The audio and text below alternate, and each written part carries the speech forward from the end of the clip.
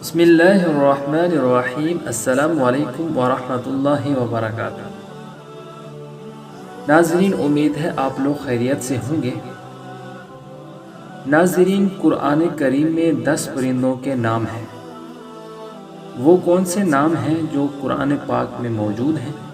آئیے آپ کو بتاتے ہیں۔ امام کمال الدین محمد بن موسیٰ ادمیری رحمہ اللہ المتوفیٰ میں لکھتے ہیں، ابن الجوزی نے کتاب انس الفرید میں کہا ہے کہ ابن عباس رضی اللہ تعالی عنہ نے کہا کہ اللہ تعالی نے قرآن کریم میں 10 پرندوں کا نام لیا ہے۔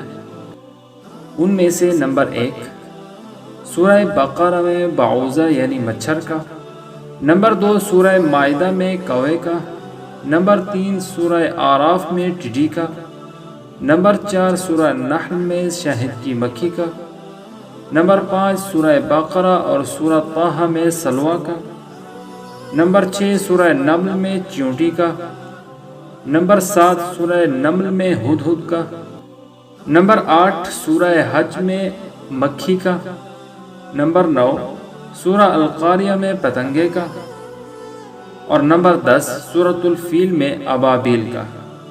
یہ 10 نام ہیں جو اللہ تعالی نے قرآن کریم میں بیان کیے ہیں۔